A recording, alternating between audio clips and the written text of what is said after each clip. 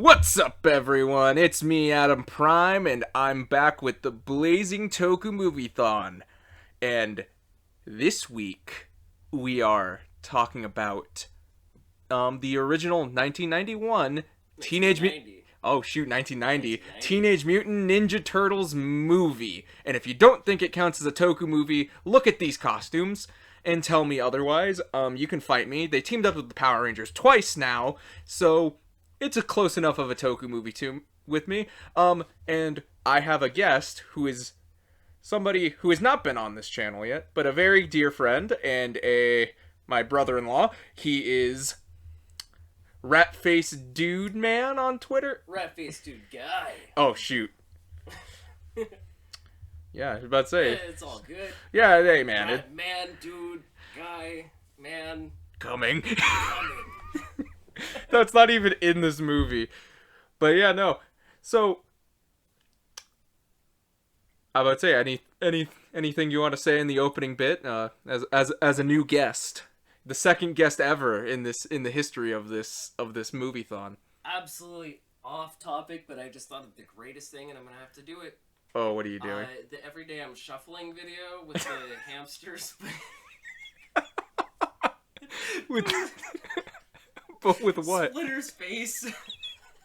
Put Splitter's face on. Everyday coming. And yeah, if you better believe the whole time we were watching this movie, we were just thinking of the line from Teenage Mutant Ninja Turtles 2. There's absolutely no going back once you've hit that. Yeah, and this is a solid movie. It is, absolutely. It's a good movie, and I feel like a lot of people confuse it for the sequels. Because everyone's like, oh, it's all cheesy and whatever. I'm like, they played it pretty straight. Yeah, I don't understand why people think it's so cheesy, And aside from the fact that they're in costumes. Well, yeah. And people are so set on CGI. Yeah, exactly. Where it's like, those costumes look good. Yeah, no, and I'd much rather watch something with a practical effect like that than something that has CG, because a lot of times the CG ages. Yeah, and it's like, if you can mix it well enough, even though this was like the 90s, so Jurassic Park hadn't even come out yet, so... Yeah, Jurassic Park didn't come out for 93 years, yeah. Yeah, 93, 94. And I'm about to say, this time around, if you're noticing what I'm putting on the screen outside of a picture of my face, maybe I don't know what's going on, but I'm actually using rats in bikinis. I'm not using rats in bikinis, but hey, I could just send me the picture. I'll throw it in for you. I will send the picture. I will do that. But I'm showing pictures of your displays, because you do such a nice job both for the movie and Toon Turtles. Oh, I will be using both as our background noise, because honestly, those NECA figures look like the movie suits just walked right off the set. Absolutely. To me. It took me a little bit to get a hold of them, but they're for me personally, I grew up with this movie, this is my Ninja Turtles, this is what I think of when I think Ninja Turtles. So it's it's something you never expect to have, where it's just oh, this is what I always picture this as. Yeah. So it's like they look pretty one-to-one to the costumes. Well, shit, that was... Are we allowed to swear? Fuck yeah. Okay. Just making sure, because I know that This is a Christian YouTube server? Christian YouTube servers. No, the bigger figures. Oh, yeah. When those first came out, yeah, that freaking blew my mind. Yeah. God, how big are they? Foot talls or something like that? They're 1/12 scale or something like that? 1.5 feet, 2 feet, I think. Yeah, they're pretty big. Yeah, I honestly don't remember the scale necessarily. But yeah, no, they were big and they're detailed. Just the initial Donatello picture that they had put up years Was ago. Donatello the first one? He was the first one, yeah. Oh, wow. Because I know it was the 12 inchers and then the 7 inch. They cropped it from the top of his chest up, I think. Mm. And it straight up looked like it was the suit. Mm. And that's something I do adore about any type of figure. Even some figure arts look like Kamen Rider suits that walked right off the set, and I think those are some of the best toys. And it's yes, the articulation still isn't hyper posable, but those suits aren't... I like how we're going on a toy tangent on a movie thing, but whatever. Right. But it's like they have what I would feel like the articulation needed that those suits were. They were very restrictive, especially since there were different types. Yeah. Like, because some shots they don't look as good as they used to.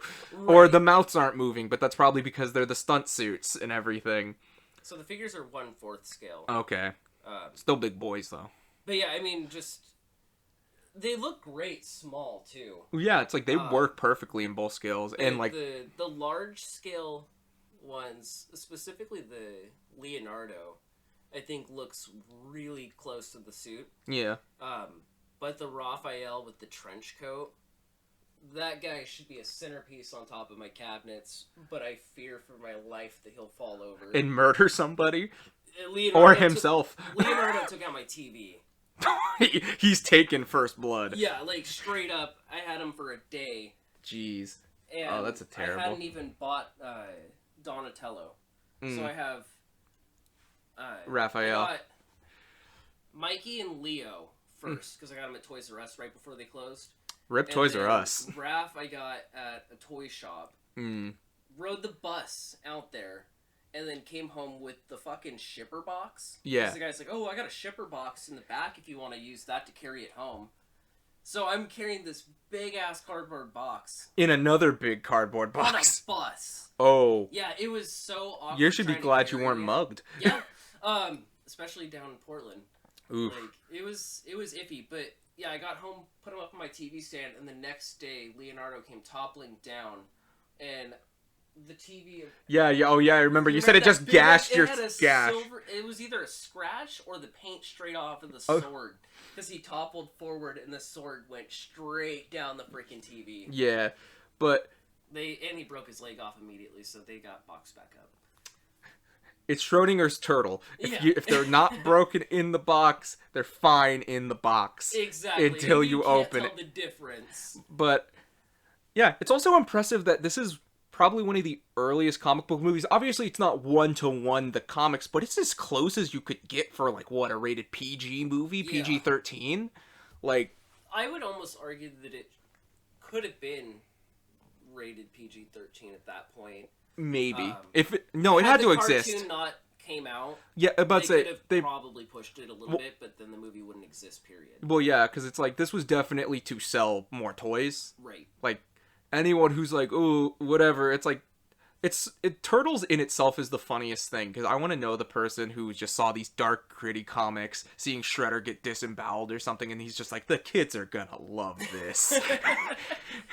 And it's just one of those things that it's like lightning in a bottle. It's something you hear about, and you're like, there's no way that would work. Even, like, didn't, like, Kevin Eastman and Peter, they're like, there's no way this is gonna catch on. Yeah. Like, I love picturing them, like, meeting up with this dude. I can't remember what the hell his name is. He's in charge of, like, Surge, or whatever was the company that did all that stuff. I might be wrong, Mark Friedman. Maybe. It might just be one of the guys that worked on the movie. I can't remember. Somebody. But yeah, the licensing guy. Yeah. I can only imagine, like, him coming in and being like, okay, hear me out. Toys in a cartoon. And they probably said yes. Well, first they didn't even think the comic... They were like, well, here's a one-shot. To my knowledge, if I remember correctly, they kind of just played it off like, yeah, sure. And then he brought back the... prototypes? The giant freaking... I think it's like 2 feet tall puppet of one of the turtles. Oh, wow. He said, now just imagine that squished down. And they said, okay, cool. So then they sent that freaking puppet and a handful of the comic books to Playmates. Yeah. And the guy said that, like, when the Playmates people opened it up, they didn't know what it was. They were just like... Yeah, he was just like, just open the box and see what it is. He overnight shipped it. Nice. They opened it up, and there's just a giant fucking turtle face sticking out. And then all those comics that clearly are for kids. Yeah, my favorite moment. If I would have read the comics as a kid, I would have been scared. My absolute favorite thought about that is the Behind the Shelves VHS that they made. Oh. It was like basically the behind the scenes for the second movie, but it had some stuff from the first. And there's a part in it where, like, they show kids on a playground reading the trade paperbacks. So they're colored. And nice. You can clearly tell that it's blood. You can't just be like, oh, that's spit, or yeah, that sweat. No, they that can't do Shredder coughing blood up. It's you can't play it like the Super Nintendo version of Mortal Kombat, which honestly somebody's pointed out, and I want to say I can't remember. Was it? I want to say it was an Angry Video Game Nerd episode or something where they were pointing out they're like sweat's grosser. Yeah. If you're just punching and gallons of sweat is coming out of a dude, that's nasty. Like, what is wrong with your body? But yeah, no, it's like so they make this movie, and the movie is definitely more the comics than the cartoon, not the movie. Right. And because obviously no Bebop and Rocksteady, it's just Shredder and the Foot, and it opens up on the funniest wallet steal ever. It's like, dude, you could have just used 2 people to steal this wallet, but no, you had to do a chain of like 7 people to steal this one wallet. I honestly don't understand, like we had discussed when we were watching it. Yeah, it. We had so many comments in this movie. If you can have a dude turn around from his like truck to make a delivery that's packed and then turn back and it's empty, why the hell couldn't you just put a wallet in your pocket and just walk away and get in the van? Well, yeah, that you just gotta keep chaining it along other people. Well, here's the other thing. The dude who he stole the wallet didn't turn around, so he already got away with it. He just decided, he's like, my bros need to fucking pass this around. It's just straight up like the old lady on the balcony that, like, looks away for 5 seconds and her TV's gone, and she's just like, oh wow. Like, you didn't look over the side of the balcony to see who's running off with your TV. And the only thing the news really has to say is, crime wave runs amok. Right. And honestly, it's like, I think it's really good that all the turtles look distinct, though. Yeah. It's like, you can tell each of them and their personality, even though I would say, I feel like Donatello wasn't, like, really the smart guy in this. Obviously, like, they had him helping with the truck later and everything, him and Casey building the truck. But it's like, he didn't do machines. Right, that is very much more accurate to the comic books where, like, Donatello might have made some stuff occasionally, but he wasn't just like... He wasn't being like... He wasn't Mr. Wizard. He wasn't like, hey, I just made this, like, laser pistol. Hang it out, bro. Check out this giant coffee machine I just made. It's not going to explode. It's only like 6 feet tall, but it fills a cup of coffee. 1 cup, no more. And... what was your favorite scene in this movie? Oh, man. There's a lot. There's so many good moments. Yeah, there are a lot of scenes that stick out. Specifically the antique shop fight. Oh, that's pretty good. I love like that whole fight, like the opening. Starting from the roof all the way down to it burning. That whole scene. Yeah, rip April's fish. Or newts. Yeah. Okay, so... what was the deal with that? Okay, so here's the thing. This was the first time me and you have ever watched this movie together, which is shocking for us, because we both love this movie. Right. Like, and with how many times we've talked about watching it, or just talked about it in general. Well, yeah. Like, whether it be from the figures or whatever else. It's like, so it's like, it feels like something we should watch. But this is the first time, and we both noticed, or at least I think somebody noticed while we were watching it, that in the opening scene with April's tank, it is filled with, like, what looks like newts. It doesn't look like fish. They had legs and tails. And they almost look like axolotls, but like, not. Like salamanders, maybe? Yeah, and it's weird because, like, they move by in that one shot that we paused it. Yeah. They clearly had legs. Yeah, they had legs. It wasn't those black and white fish. Black. Yeah, they were jet black. But then when you show the scene with Donatello getting his head dunked in the water. Yeah, then when you pause that, they're like straight up just goldfish, and they're like orange and gold. They're not like the black and white ones or. Yeah, it's really weird, and it was something I don't think we were supposed to pick up on. So something in between scenes, she decided, fuck these newts. I want fish. It had to have been in the time span that, like, she brought the turtles in. She's just like, oh, cool. Or did the turtles eat the newts? Yeah. Put them on their pizza. It was just this weird thing that it's just, what are they newts? Like, what were they? Like, who knows what they were? And it's like, it's nothing I don't think anyone will ever know. If there's a turtle historian watching this being like, well, actually, it's this, and they actually evolved into whoever in the third whatever. It was going to be in the third act of the fourth movie. It's like, well, I didn't know that. I'm just sitting here on my ass talking about this movie. I'll have to dig out the DVD copies and Also, it would be harder to tell, but I'm curious if like it's just the lighting that made it look like they were newts. like, who knows? But They definitely clearly had lights. Well, yeah, we were watching in HD, so it's like it's not like there was fuzz or anything that you could say was real grainy. It looked clear as day. Yeah, with how much I've scrubbed that movie, trying to like for dioramas and stuff, yeah, shots and stuff. Yeah. All right. There's a lot of crap in there that you don't notice. All right. Okay, we got to get to the foot layer with their smoking 10-year-olds. Oh, You want regular or menthol? I can only imagine the kid with the stogie comes back home after the Foot Clan's all shut down, and his mom's like, "Billy, where have you been?" "Oh, you know, I've just been hanging out with all these 16-year-olds. He sounds like What's wrong with your voice? "Oh, I just been smoking these fat stogies." The stogies. Also, it's clear really shot. Me. Also, a clear shot of a Whopper. Yeah. It says Whopper on the box. I absolutely loved that. Where, as we discussed, I never really thought about it because you see them stealing all this shit. Yeah. And you think that they're gonna like flip it or like black market sell it. Yeah, you think they would sell it. Maybe they did. And they're just cutting the boxes open and just pocketing it like. They're making the coolest hangout ever. Right, yeah, like absolutely. Like.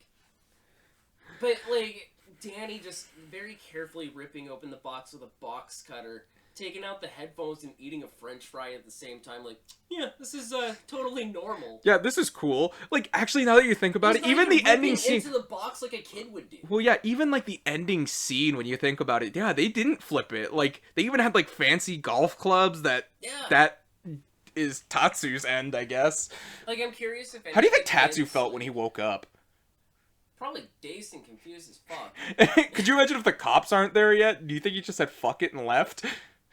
Well, I mean, he obviously did. Well, yeah, because he comes back for the sequel. Yeah, because, I mean, and the sequel is supposed to be, like, directly afterwards. Is it? Is it supposed to be, like, the next week? It's somewhere in the time frame, because if you listen in the scene where it shows Tatsu for the first time in the second movie... Yeah. The foot soldier kids run in, yeah. And they go, "Where are the rest?" And then one of the other kids says something like, "I guess they didn't make it back. Or they didn't escape in time," or something like that. So obviously there was a raid. Half of the kids got out, but not all of them. Yeah. Clearly none of the toddlers, because then the next... well, they probably either went home... Like 17, 18 years old. Yeah, like none of the smoking kids playing Narc and all those games. Except that one freaking kid that looked like he was 5 years old when Casey Jones is like taunting Tatsu. Yeah. And he like pops up and he's got all the kids looming behind him, and there's just one kid that goes up to like his freaking waist. And it's like, I bet you that was the producer's kid. First. I bet you that's the kid. I bet you that's the producer's kid or something. Like I'm gonna be a turtle. No, you're gonna be the kid that Casey Jones kicks in the face. You're that kid. Is it better than that like bored adult that we saw in the arcade? Like he was just God. like, he's like, why am I here? Playing Street Fighter, the movie, the game. We were just like, is that just somebody's dad? And or I pointed out, I'm like, what if like Tatsu is just like, you better go watch these smoking kids just to make sure nobody like ODs or something. Right. Like, do you think clearly, because you got the one kid under the staircase. Yeah, he's gone. He's just out of it. He's gone. Up. And we were also wondering where the shot was, because you could see in that shot with all the arcade machines, we were back with the pool with the smoking kid. But then but we went around, so where are we spatially? Yeah, it makes me curious how big the layout actually is, because like you said, you follow Bubblegum Girl from the pool table over to the arcade, then she stops and hangs out with one of the kids playing an arcade game. Then they pan over to the other kids playing Narc by the ramp, but then it turns and like it looks like it goes down. Yeah, and then she's like back over at the pool table with the smoking kid, and you can see both of them clearly. But then when it shows later on, when Casey sneaks in, the ramp is over in one spot. There's several arcade games that aren't Narc that are right there, but those are the arcade games that the dad-looking dude was leaned up against. So it's all in the same spot, but makes no sense. I think we're looking too deep into it. I'm sure they but literally it's a question. just took a camera and walked through and then circled around like, oh, we need another like 30 seconds of footage. cycle back around. Yeah, exactly. I bet you that is what that was. I bet that dad guy, though, was probably, like, the kid's actual dad. On set? And, yeah, because, like, I mean, can you imagine, like, the mom was probably like, oh, okay, our kid's gonna be in a movie, you know, we're gonna get... Dad's like, I want to be in it.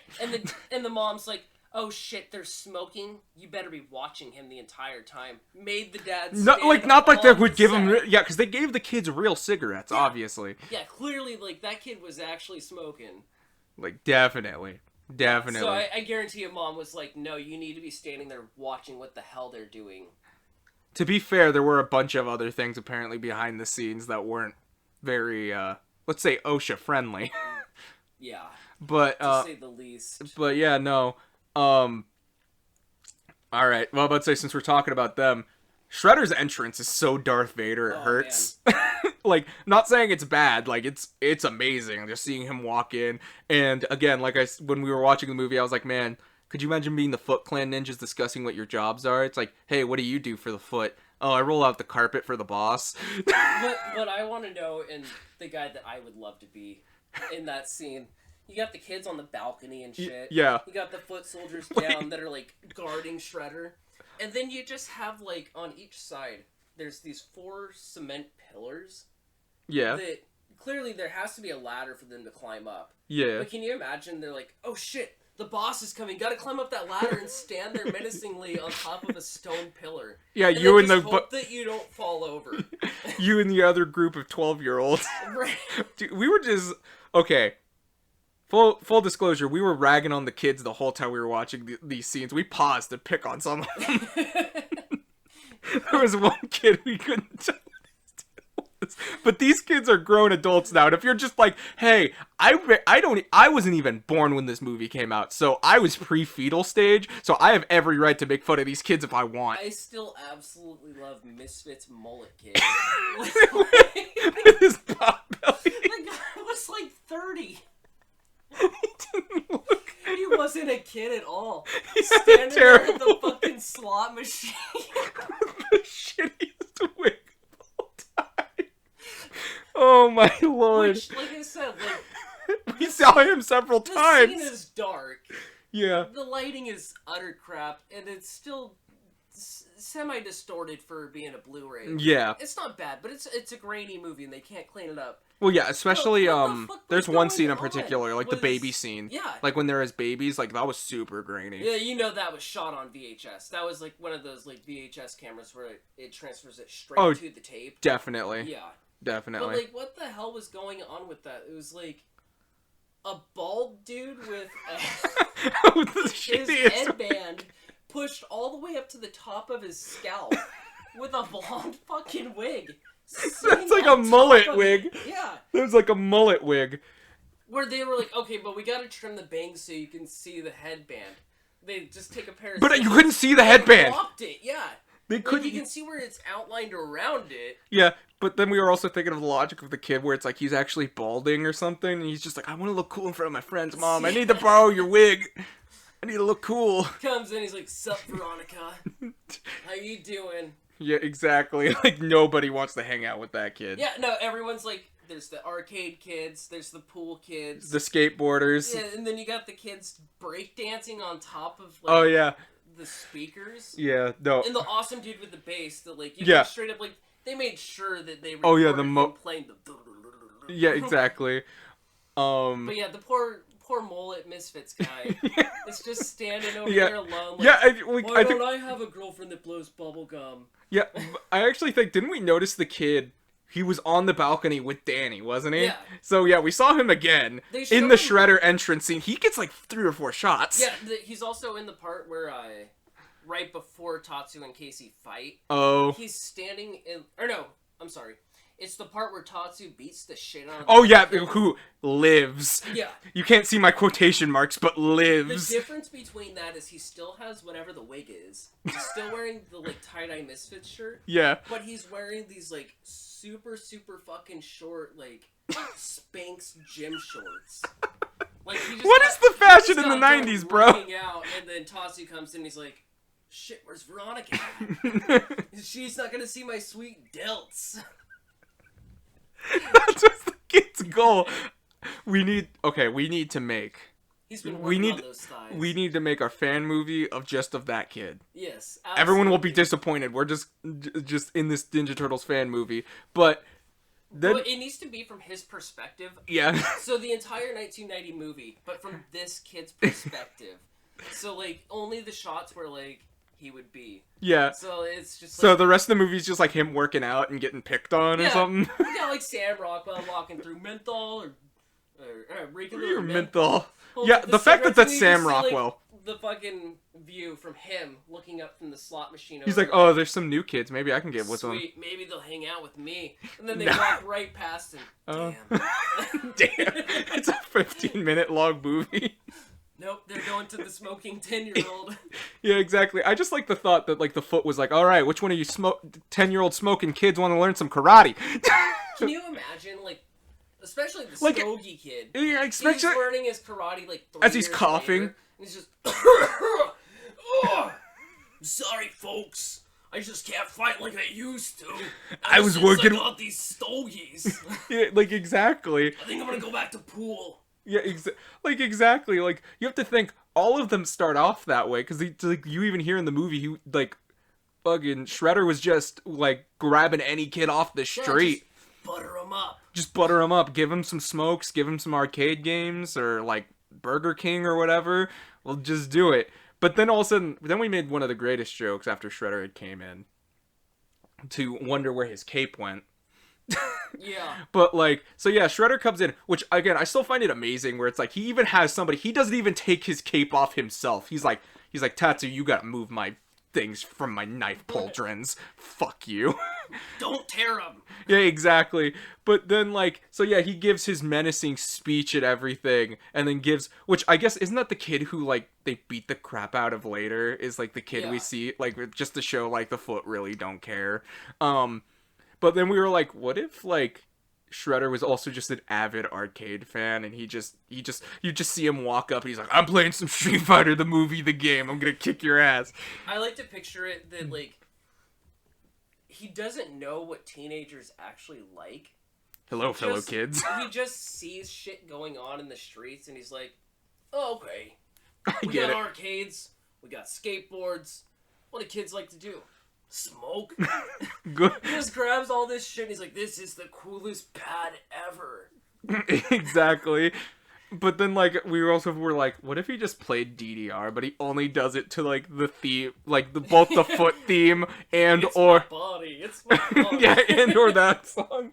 So it's just like him on a DDR machine, and then you're like, well, what about his cape? It's like, oh yeah, that has to stay on. So it's Tatsu just holding the cape. Tatsu's holding it. And then like it challenges Splinter. Yes. And then when he wins, he's just like, who's your daddy? I am your father. Oh my god. But then we're like, oh wait, he just loses the cape at some point in this movie. Yeah. So he just must have partied too hard and just lost it. Partied too hard, fell over, ripped it. And was just like, shit. He's just like, maybe I shouldn't have been wearing knives all over my It's all that late night disco dancing, man. Yeah. Like, also, I think it's really interesting. I feel like in most media forms with Shredder, he has knives on both hands. Yeah. And this one, he only has the one, which makes more sense to me, because it's like, how would you grab anything with your claw hands? Which, right. Because in these ones, they're really long. Yeah. They're not little stubs. Yeah, it's like, I could definitely see why. Right, because, like, little stubs make sense, like, in the comic books or in the cartoon, like, because it's like he's gripping blades, or he's like or, going in for the punch. Each other. Yeah, like if you are like double fist punching someone. Which I'm just realizing, why do you even have the spear when he had a knife on his hand? Lazy. He's just like, I don't want blood on my fingers. I mean, if you think about it, like, he's got a spear. Which is just a glorified toothpick. He's going up against turtles with swords. And, like, not necessarily Michelangelo or, like, Raphael, but specifically Leonardo and Donatello. He's just like, shit. I don't want to get too close. I'm just going to use this spear so I can distantly poke you. Could you imagine if he got something from, like, the video games or something, and like, he just pulls out a lightsaber? Yeah. There's, like, video game mode, just like... Well, and I absolutely loved at the end where he's like... Drop the weapons. And then they just just fucking throw him over the roof. Just like, put him on the floor, bro. You could have just dropped him down and waited for him to drop his guard and then attack him. But instead, let's throw him over the roof and hope that sword doesn't impale one of the kids down. Yeah, just the kid's just like, I wonder how it's... But, like... Accidentally hits April while she's standing next to the dumpster. Yeah, just gets her in the kneecap or something. Yeah. Where it's like, everything else was fine. And I like how they make sure you see the shot of when they throw it, the nunchucks are on the thing, so you can see it for later. Right. And it's like, oh, I never really noticed that before. Well, and actually, if you think about it, Splinter appears like 2 seconds after that. So he had to have been coming up the side of the building on Oh my god, as the weapons are getting chucked. So he's just dodging the katanas and shit. So it had a name. It had a name. You lie! Oh, shit. You killed your own father. Well, the other fact that it's like, Shredder just comes in and just falls. Like, he was like he jumped off a helicopter or something. Like, I don't know what we missed. It was just whoop. But slow motion, which too. Honestly would have looked cooler with the cape. Yeah, like with it like billowing up. Yeah, exactly, like a Batman-like thing. Which maybe that was the idea for the shot, and it just looked really bad. So they just took the cape off and just like had him fall, so they usually only saw his feet. But like yeah, no. But yeah, no. Shredder is something. I think he just was a really cool villain in this, where it's like he's not. Yeah. It's like he just had the presence that you needed him to have. He doesn't even necessarily need to be in the fights. He was also glittery as fuck. He can just kind of stand around or show up whenever he wants. But yeah, he just still like he is the ominous presence. Yeah, yeah, and like just how he treats everyone. Like it's just like he doesn't see everyone's below him. Yeah, even like Tatsu, who's like the other top guy. It's like he's still just like, you're my bitch. Man, that's one of those things that I think would have been fucking awesome. Was the scene where he finds out that the turtles are still alive. Yeah. And he's threatening Splinter, and then he turns around and he's pissed off, and Tatsu's standing there, and he just stands next to him and breathes. Oh yeah. I would have fucking loved if they had done more. Oh, if they would have slashed him or something. Yeah, if you just fucking slashed him across the face, or even in the gave him a scar or something. in the sequel, because you don't see Tatsu after that point. Well, after he fights Casey. You could have had him come back with just a big-ass mark across and his or it's face. have it be on his arm or something, something easily covered up. Yeah, have him, rip off his sleeves later to fight a turtle or something, and have, this big in the gash. sequel, yeah. Yeah. And it's kind of funny. I feel like we've been talking about Shredder the most, but, it's kind of the funniest bit was those kids. Yeah. That's the funniest bit. But... yeah, no. Also, the sewer lair? It was just kind of gross, though. Yeah. It has, torn apart floors and everything. They have a couch, kind of. It's kind of decrepit. I like the part where they go back into the sewer and Danny's in there. And then it just shows April, chilling on the couch. Yeah. Right, so, we had already established she's laid on the couch because when Raphael puts her there. Yeah. But then she willingly sat back down on this nasty-ass couch and is just enjoying herself in a mini skirt. Can you imagine the amount of fucking, STDs and crap that she could potentially get from sitting with her legs on top of this It is couch? a sewer. Yeah. You're not even gonna wear pants down there. You know that sewer's nasty and you're going back down there wearing a fucking skirt. Well, and the other funny part is, when you think about it all... but your layer smells like fucking shit. You were mentioning, you're I'm surprised stay in the truck with Casey. Yeah, well, the funny part is... oh, and they could have done a Titanic scene. They could have. But... I like how you mentioned you're surprised that when she got knocked out, that she didn't wake up as they were walking into the sewer lair. You can't imagine, if you ever, sleep and then something smells bad and you wake up from it, that's how I imagine it would be.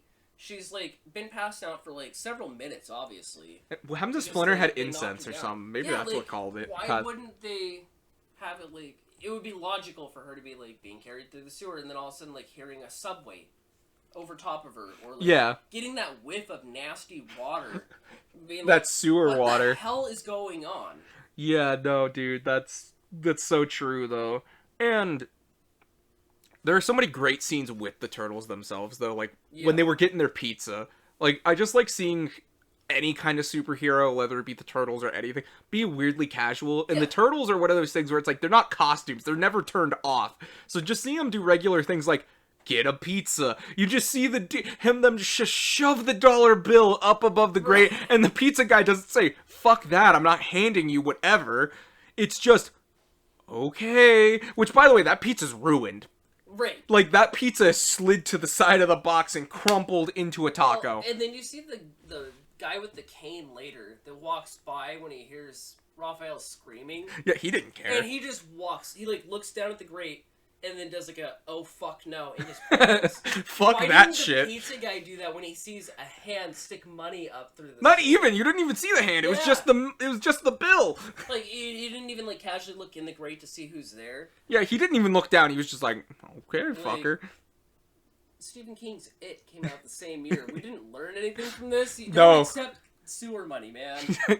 Well, he didn't die, at least, from this. Yeah, I mean, that's... To be assumed. He got away. He did. You feel like they were coming after him. He didn't even go back to the shop. He was just like, I'm going home. Just like, fuck this. Got in his little moped and just left. Yeah, I like that it's like, there's so many brand placements and everything. You know what I'm realizing I think is kind of interesting? Huh. We didn't get like a Main Street, like Broadway kind of, like, you know what I mean, like that street. I feel like we always used to see that, but we didn't see that in this movie. We saw a movie theater. I mean, they're kind of like in the slumps. Well, yeah, exactly, which makes sense. I get why it's not there, but I feel like a modern, which actually, now that I'm thinking about it, I think the Michael Bay ones did have a Times Square scene. And yeah, I feel like they like did. Yeah, like that's such a thing. But then meanwhile, back in the 90s, Times Square was not what it used to, what it is now. Right. Or was that the 80s I'm thinking of? Either way, it's just like, it's kind of interesting. Also that Raphael just went to go see Critters. Yeah. Like, so I guess the deal with that was New Line Cinema. oh, they were like, you better shill our movie. Yeah, it was either that or that someone that was associated with the movie worked on Critters, and they're like, okay, let's just stick a poster in the background. Definitely wasn't Jim Henson. Right. And, like, it's so funny because you don't think about how often do you have to think they get pizza? Like, do you think they have a regular pizza guy? Probably not, from like, at least the instance of this movie and everything. Like, could you imagine where it's like, yeah, I just go up to this grate, it just dispenses money, and then I just feed the pizza.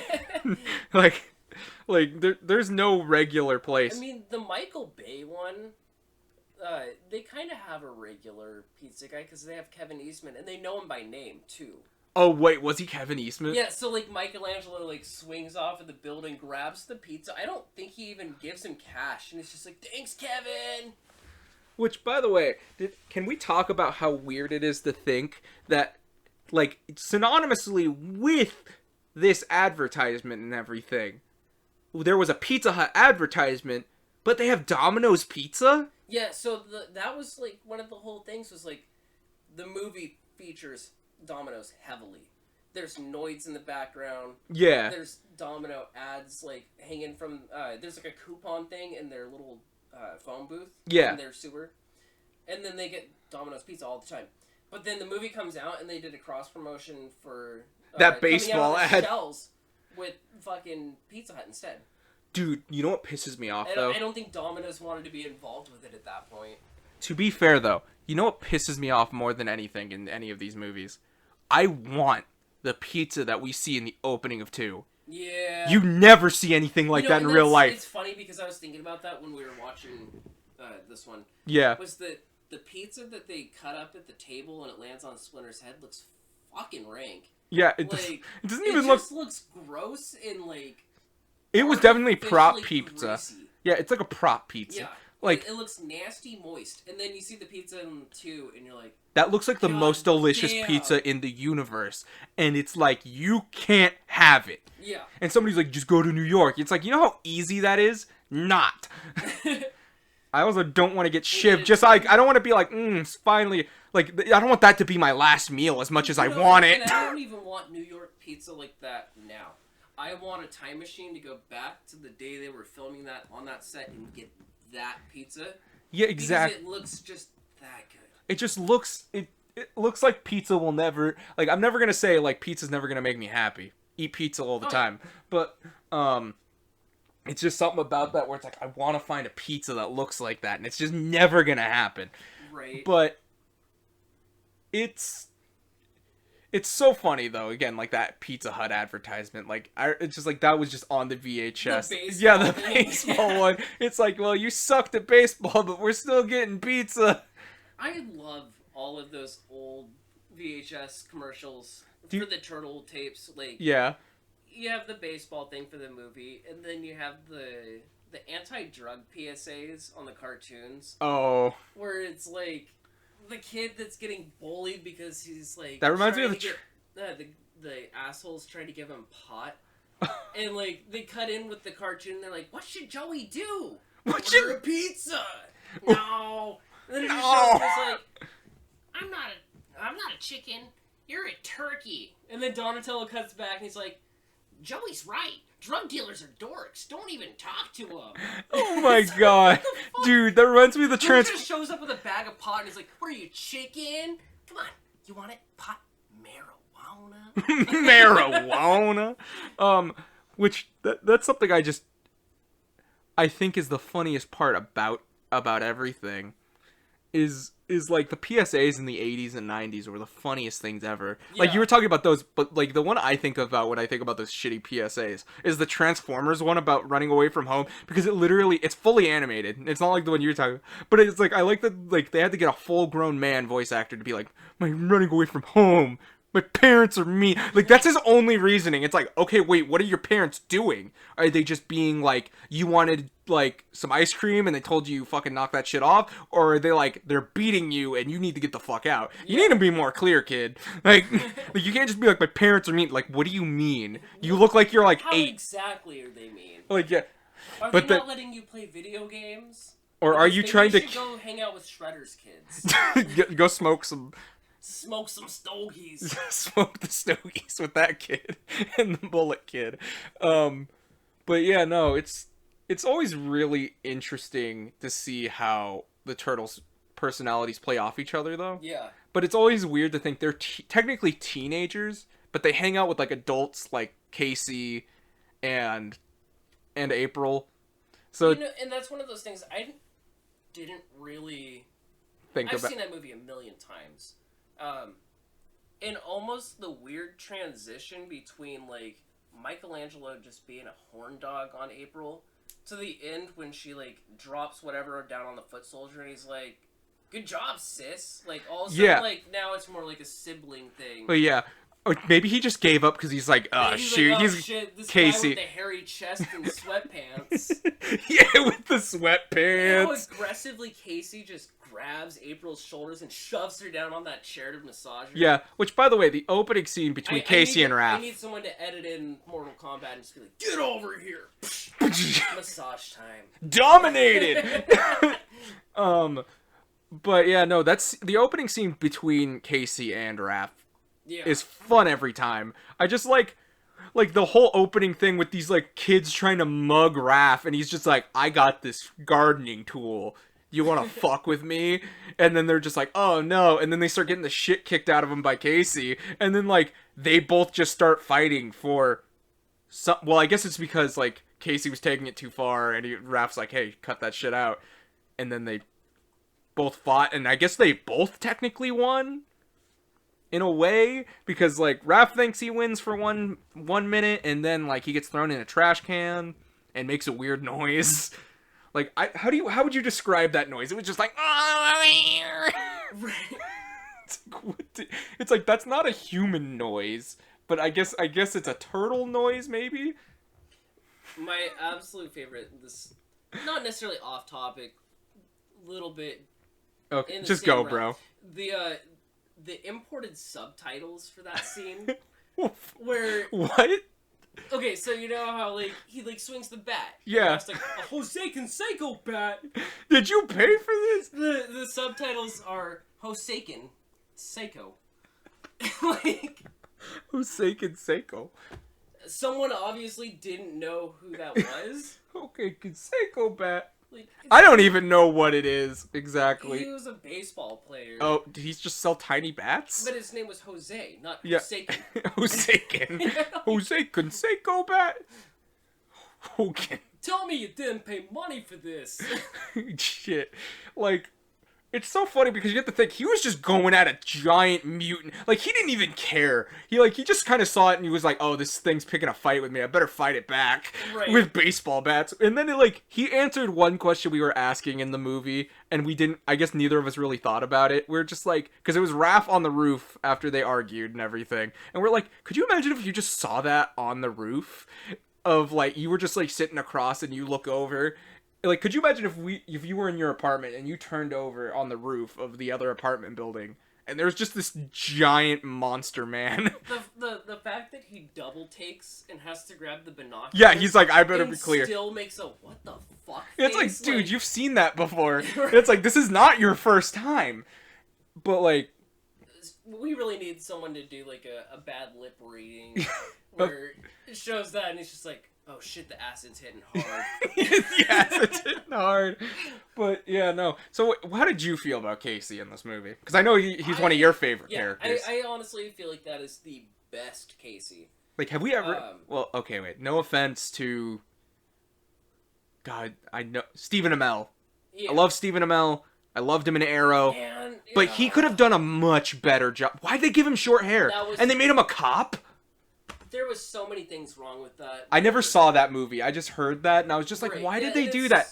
It's like the Kraven the Hunter stuff recently, where they're like, we're doing a Kraven the Hunter movie. You're like, okay, cool. He's going to be an animal rights activist. And I'm like, what? There's so many things that they could have, like, not to totally go into this. On a tangent from 90s to the Michael Bay movies, but they could have done so many other things where, like... With Casey. Even if they time jumped in that movie, like, there are aspects of that movie I like. I absolutely love the Bebop and Rocksteady dynamic. I heard that was good. Like, the rest of the movie's pretty shit. It's better, in my opinion, than the first one. Say what you don't like about the guy. So drastic.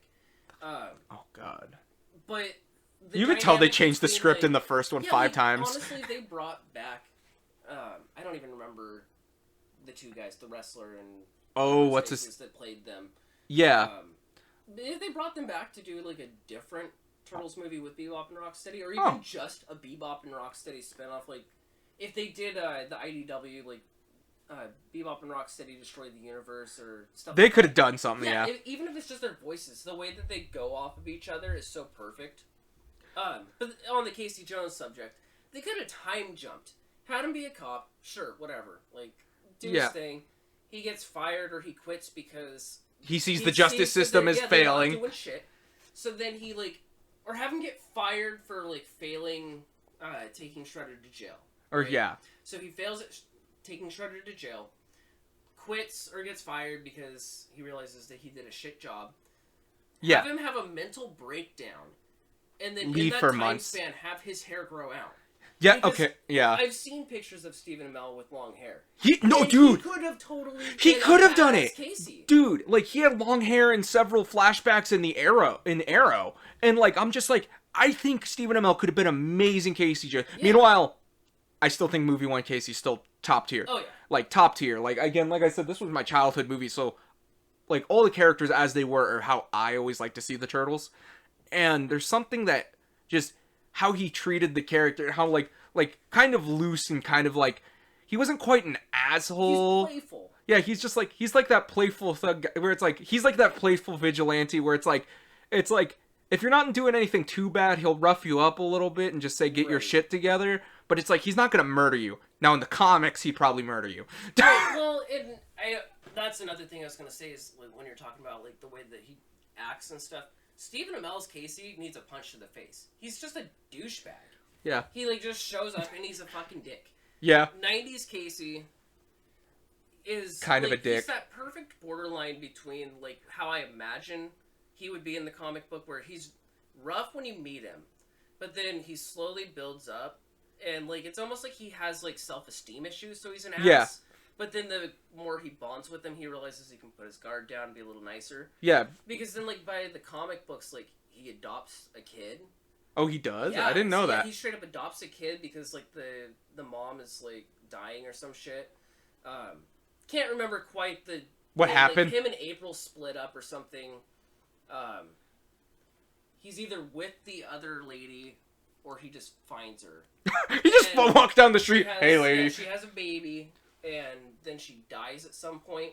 And he adopts her and brings her into the Turtles, and they end up, like, raising her to be a fucking badass little ninja kid. Nice. And, like, I could totally see that being in the 90s movie where Casey's a dick at first, and then he slowly becomes nicer because he's... You soften up. Yeah, he softens up. And then I could see if they had done sequels that weren't weird and more kid-oriented. Yeah. I could see that happening. Him and April have a blowout fight. He goes off to do his own thing. Have a spin-off movie. Well, actually, we think we know a reason. Yeah. Thing. But then, meanwhile, we also have another reason of why he's not in number 2. Absolutely. And no one else talks about it. And I had to do it for that fucking, The Secret of the Ooze diorama that I did. Yeah. I had to do that because it popped into my head and I was like, there's no fucking way that there's an explanation for why he wasn't in the second movie other than, like, they couldn't afford him or something. And or he was busy doing another movie. Like, I'm sure there's logical reasons to the real situation. Yeah. But abso-fucking-lutely, he had to have been taken in. Because he legitimately murders the Shredder. In front of all these kids, who I'm sure one of them had to rat. Yeah. Probably the 10-year-old with the stogie. That guy did it. Like, you see all those kids standing around when he's like, that's not your father. He's just an asshole in a mask. And then he just crushes Shredder. And then he's like, oops. And you know that one 10-year-old is like, oh my god, he just fucking killed him. Dude. And they probably took him in to interrogate him. You want us to tell your mom that you've been smoking stogies and stealing boom boxes? No. No. Then tell us who did it. It was the dude with the sweatpants, man. He just walked up and he grabbed that truck and he turned it on and he crushed that asshole. He crushed him good like a grape. But you're right, he just totally kills him, though. Yeah. And, like, I've thought that brought up one other time, and it's like, you can't say, it's like, well, no, it's not true. Dude, for all intents and purposes, at least in the opening of 2, they think the Shredder is dead via he got crushed by a garbage truck. Right. Like, the fact that Casey just, like, pulled that thing in, and then you also notice that, like, their picture of the garbage man's, like, wife or whatever. Yeah. So they're just like, no, it was the garbage man, and that's why he's in 3. I would love to see the unshown scene where they all come up with their, like, catchphrase, and they're like, cowabunga, and then it ends. I would love to see an after-credit scene where it shows the Turtles, and they're like, wow, Splinter, you finally got rid of Oroku Saki. How's it feel? And then Casey's just like, bitch, please.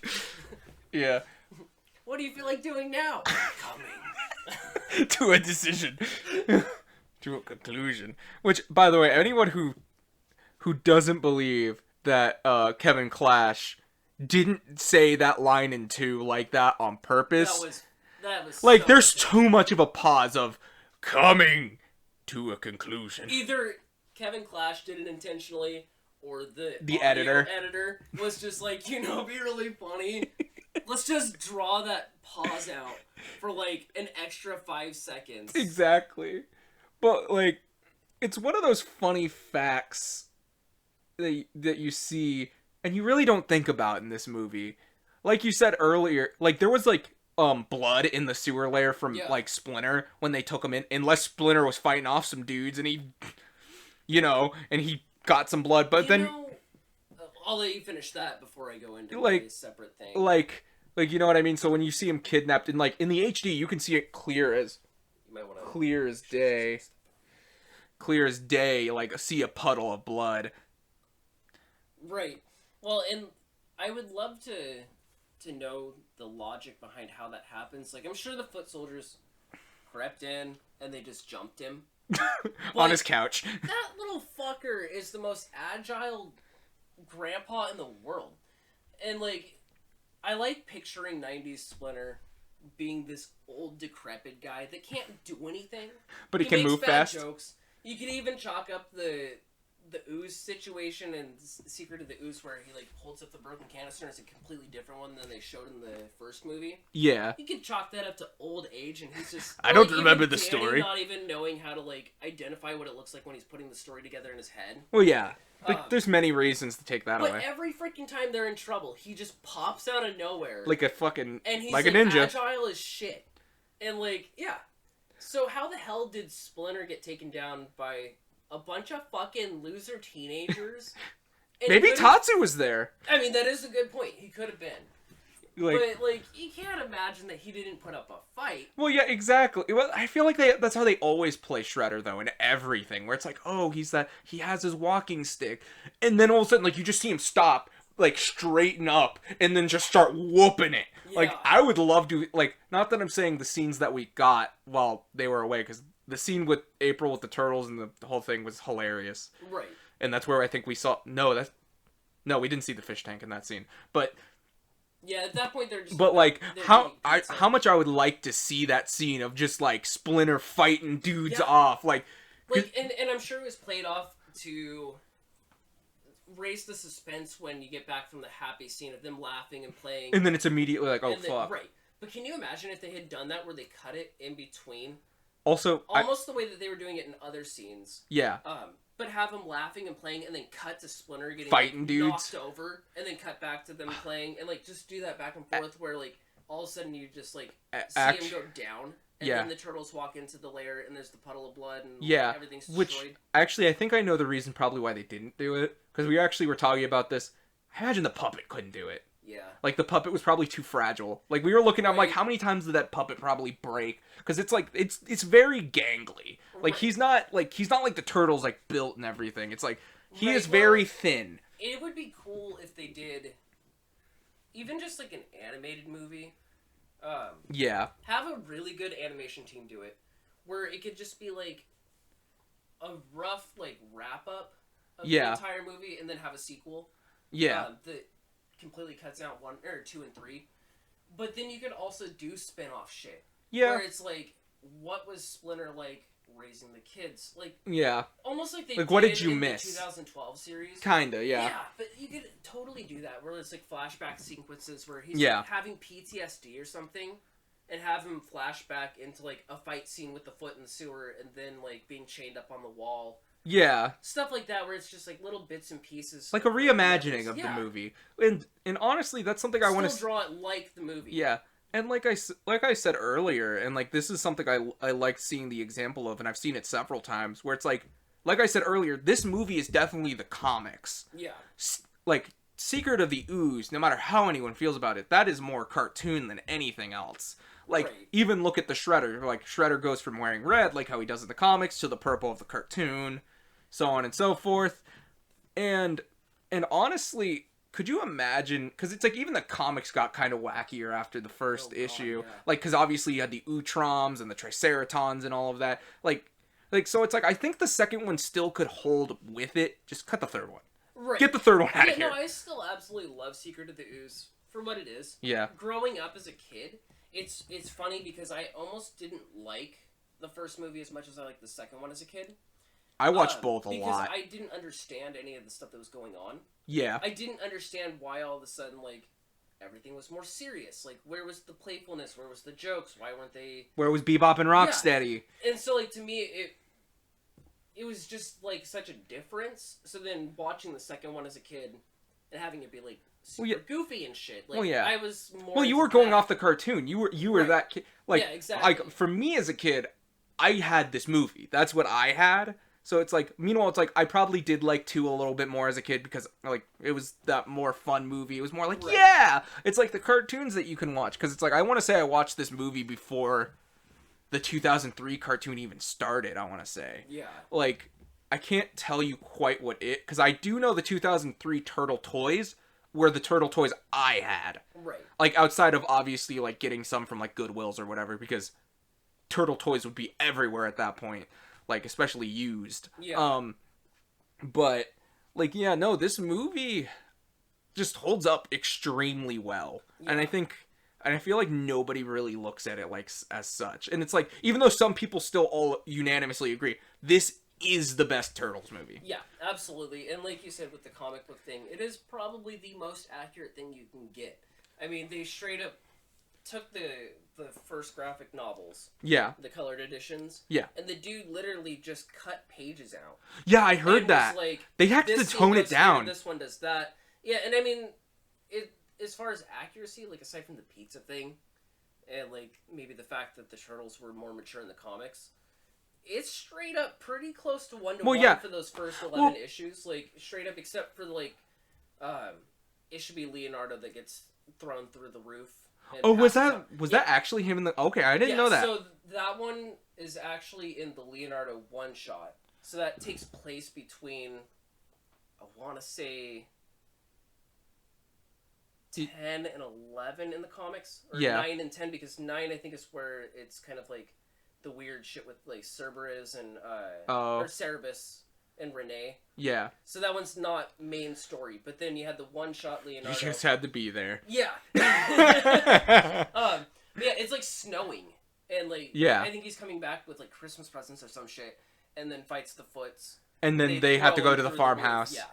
Okay, I didn't know that. But aside from that, like that's the only really drastic difference in like plotline that I can think of. Well, then it's like it has no, and it just has no blood. The character, yeah. But also, Turtles at this time wasn't known for blood. Right. Like, this had to be, like, it was as close as it could be, and as much as it should have been. Because, like, this is the movie I think 100% should have been. Right. Like, as much as somebody's like, well, it cut this, it kind of wussied out, or I'm like, yeah, but if you were a kid in the 90s while Turtles were getting big, unless you were, like, the adult comic fans, because there were fans of Turtles as adults in the comic world, but like as a kid, that means you wouldn't have been able to see it. Yeah.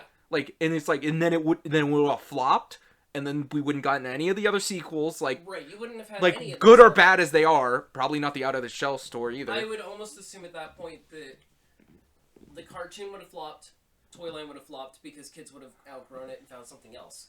The movies at least brought in the ability to be slightly more mature.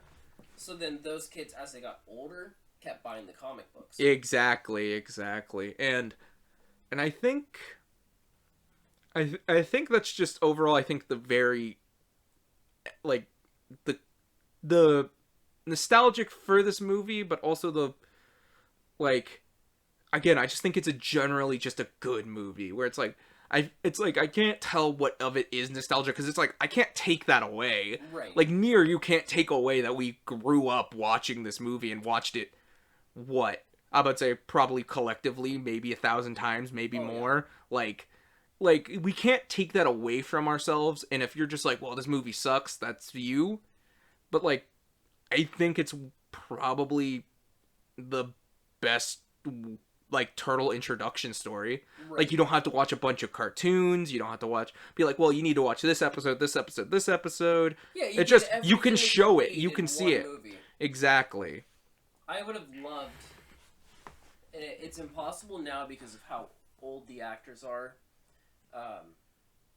Had they done it at the time, which, of course, wouldn't have happened, would be, instead of 2 and 3, get a Return to New York movie.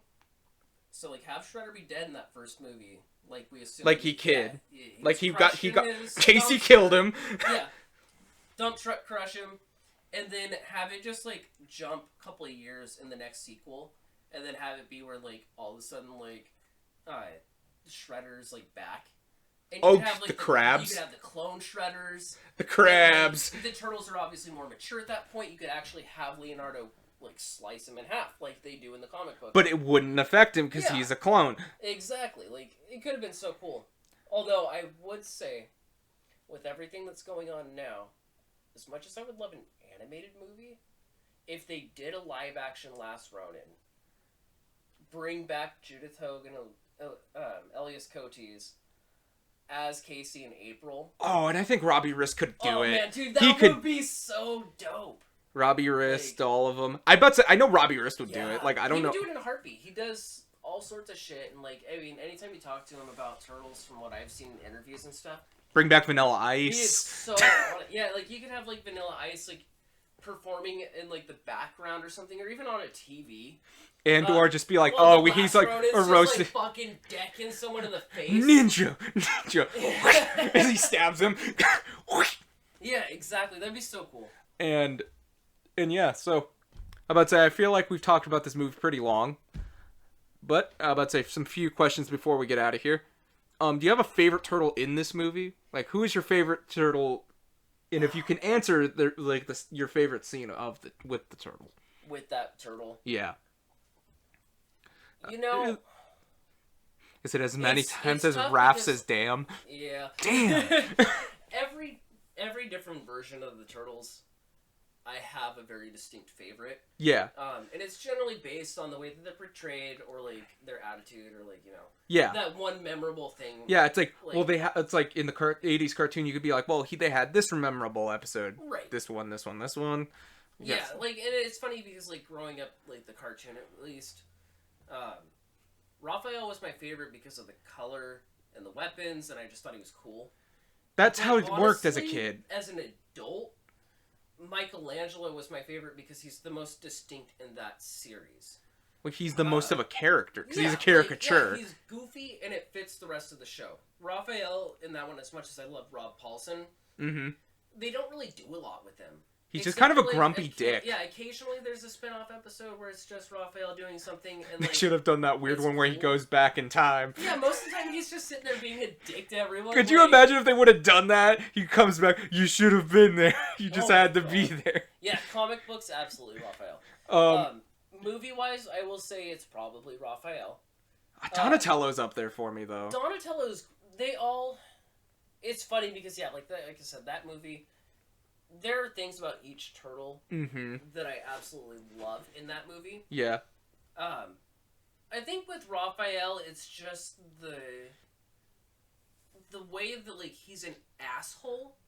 But he tries to make it right every time. But yeah, he's always trying to make things right. So even though he's just being a total dick, gets mad, storms out. Well, yeah, first he's just, like, upset about his side. Back. Yeah. Like, he's not gonna let her die. Where, like, if it was Leonardo, he probably would have been like, the right thing to do is just move her over to, like, a different spot in the park. It's like, it wasn't the smart move. It wasn't, like, he doesn't think 5 steps ahead.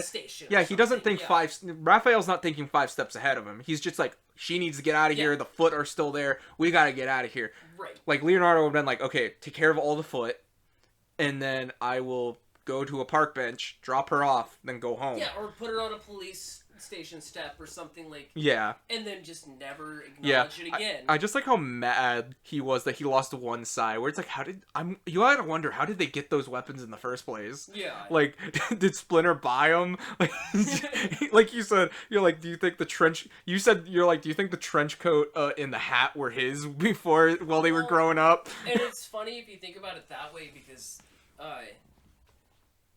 so, like, Oroku Saki and Hamada Yoshi and all that, like, they came to America. In his overalls. Hamada Yoshi's living in the sewers, I would assume, with his wife, because they don't...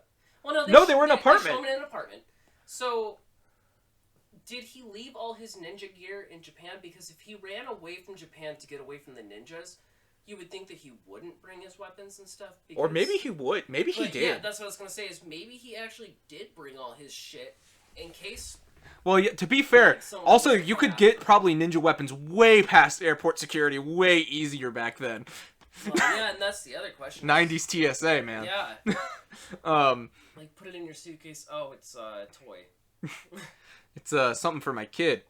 Right, so then, like, so if he was in the apartment and he had all his weapons up there... The rat just starts dragging him. And, yeah, so, like, at some point, Splinter had to go back and get those weapons. Maybe it was his trench coat too. He had it in his over. It was in his overall. It's in his overall. Him in his overalls, his hat, his fedora, and his like khaki jacket. I'm telling you, dude, I gotta see something where it's live action Splinter with the fucking trench coat and hat. Dude, wait, that's the Van Helsing Splinter. Down the street, and he just tips the hat. How's it hanging? Puts it back on, and they're like, what the fuck? Why is this, like, 3-foot rat wearing a, like, 6-foot tall person's trench coat? Yeah. Drag him behind him with, like, fucking swords underneath of it. Yeah. Just trying to smuggle shit down to the sewer. I'm realizing it's only just a little bit better Van Helsing Splinter. Yeah. That they're doing for the Universal. Oh my God, I feel like you just need the trench coat to drag. That's all you need for it. Extend the trench coat down more. I'm gonna have to do that. I'm gonna have to take the Raphael in disguise's coat. Yeah, and just put it on Splinter. Just to see how it looks. Oh, that'd be fucking funny. But yeah, no, like, Donatello's up there for me. Leonardo's usually my favorite, mostly just, like I said, weirdly enough, because blue is not my favorite color. Right. But I just like the katana. I think the katana were just the coolest of them all. But I also just like the dynamic of the turtles. That's why I feel like that makes this a hard choice, is they feel like as soon as Raphael and Leo are fighting, like, Mikey and Don are just like, well, let's go get out of here. And you even mentioned, you're like, he just takes his bow staff with him. He's just like, I'm like, you better not leave him the stick. Right. You don't leave him. You don't leave that for a whacking. But like, yeah, because God knows what would happen is Raphael gonna pick it up and just like smack beat Leonardo over the head, snap it in half, and Donatello's like, no, let's tape it there goes my bow. Like, I feel like that's probably why I think Donatello is probably my favorite in the movie, because he just had so many weird lines, and it was just like him just kept trying everything. Yeah, no, what I really liked Donatello in that movie, like, the way that he's very compassionate. Yeah. And he tries to reach out to the other turtles. He looks so sad. But they like all kind of just pass it off. Mm-hmm. Like Michelangelo, it's that scene when they're like getting the pizza. Yeah. And Donatello asks him if he ever thinks about like if Splinter was gone, and Michelangelo is just like, pizza's late. Like, he's clearly avoiding he's ignoring it. But then it makes me feel bad for Donatello, because he's like actually processing these thoughts. Uh-huh. And he doesn't have anyone to talk to about it. Yeah, and then like you see him later on. Be like, don't worry about that now. It's like he's pissed off and storms off. Which would be like, why would somebody take Splinter? Yeah. And then obviously it happens, and they all look so distraught. But then like Donatello looks destroyed, crying. Yeah, like in that corner, he's hanging his head down. But then he does have his extra set of teeth in the back of his mouth. But yeah, no, it's like, again, this was just a really good movie, and if you haven't seen it, go watch it.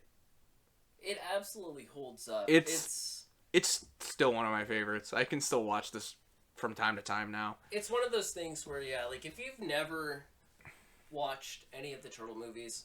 Yeah, if you're just like, Turtles... Yeah, if you're just like, I want to see what Ninja Turtles is, just watch the 90s movie. Exactly. And or the 2012 series, because that's pretty good. That one's pretty good. I've only watched some of it, but honestly, every episode I saw, it was like, damn, that's really good. I sat through that entire series as it came out. Yeah. Watched the first episode when it aired. Yeah. Was a little not sure how I felt about it. Well, yeah. But I mean, I had already invested in the entire toy line before the show came out. That's a dicey thing to play, bro. Yeah, and I was just excited to see Turtles. Well, yeah, so at that point you hadn't seen Turtles since 2003. Right. Well, no, actually, no. What, 2007, 2008 with the TMNT? Yeah. With the movie? And I mean, even a lot of that stuff, like, you could still pick up. For dirt cheap. Yeah, I mean, and even at, like, Walmart. Like, shit, like, a couple of the stores around here. Yeah. The 25th anniversary, like, vintage Turtles. Oh, yeah. Clear up until, like, right before the 2012 series came out. Like, I had a 25th anniversary April that I bought at a Buy Mart for $3. For a Buy Mart. Yeah, and I was which is funny because don't necessarily need another April, but hey, it was $3. Ironically, you can still see a bunch of the Playmates trying to sell those old figures on the pegs today. Eesh. They have not learned anything. No, and they don't even like.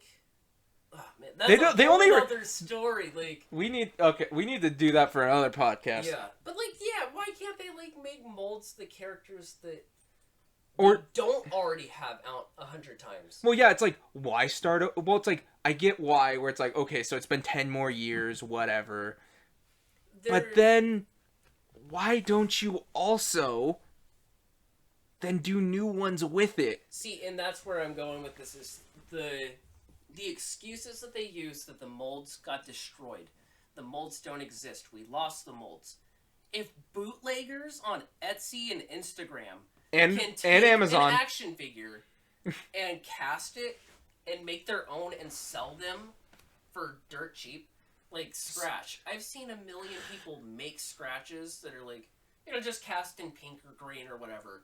Or occasionally they will paint them all up and stuff. Well, if you can do that, why the fuck can't Playmates use their money to order a couple figures off eBay? Yeah. And just get some casting materials and shoot, make their that's own. what Super 7 did to do the reaction alien stuff. Like it would sell so much faster. You could. Meanwhile, resellers would be mad if they started reproducing scratches.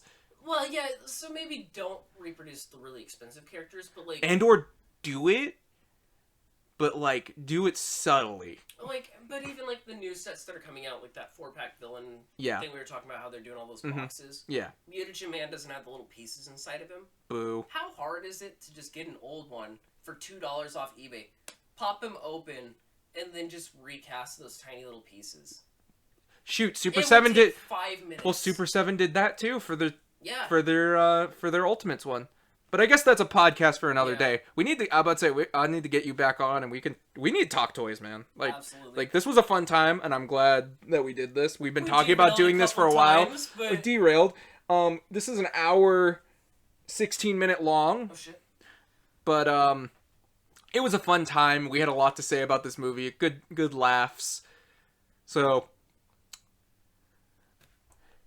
Until whatever I do next. I'm coming. Well, I'm about to say, I'm going to have you on again. Absolutely. But... be glad to come. Oh my god. I'm surprised we didn't say that as many times, because leading up to it, we just kept finding ways to sneak it in. Prior to the recording. No, watch. As soon as we stop, we're going to go back. Absolutely. But until whatever I do next, I'm about to say, I'll probably link your Twitter in the description. Sounds good. And I guess take it away, Bellerock. Give us the next movie. I actually sent you the script this time. Coming soon. Next week's movie is Kamen Rider Tyson. Bye.